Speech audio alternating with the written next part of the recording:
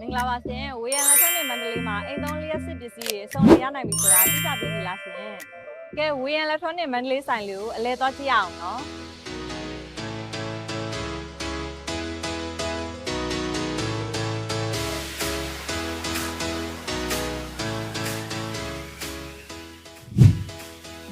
ရုပ်ဆက်ကြည်လင်ဆုံးနဲ့စိတ်စုံလင်တဲ့ Smart TV တွေအဝိကျော်စား KG အကြီးတွေ brand စုံနဲ့ aircon တွေ design ဆက်ဆက်နဲ့မျိုးစားစုံနဲ့ water cooler တွေ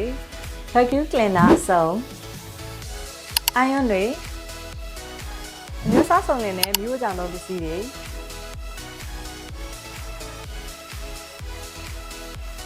ကစ်တဘရန်စုံတွေဒီနောက်မှန်ကန်ပြီးရေးသေးကောင်းတဲ့ electronic ပစ္စည်းတွေကိုဝယ်ယူနိုင်ဖို့အတွက်ဝေယံ electronic မန္တလေးဆိုင်ခွဲကိုလာအားပေးဖို့ဖိတ်ခေါ်ပါတယ်ရှင်ဝေယံလက်ထွန်းနဲ့မန္တလေးဆိုင်ခွဲရဲ့လိပ်စာလေးကတော့82လမ်း30ထောင်မှာပဲဖြစ်ပါတယ်ရှင်။ကျွန်တော်တို့ဆက်သွယ်လို့ရမယ့်ဖုန်းနံပါတ်လေးကတော့ Viber ဖုန်းနံပါတ်39958300 Hotline ဖုန်းနံပါတ်3998835663ပဲဖြစ်ပါတယ်ရှင်။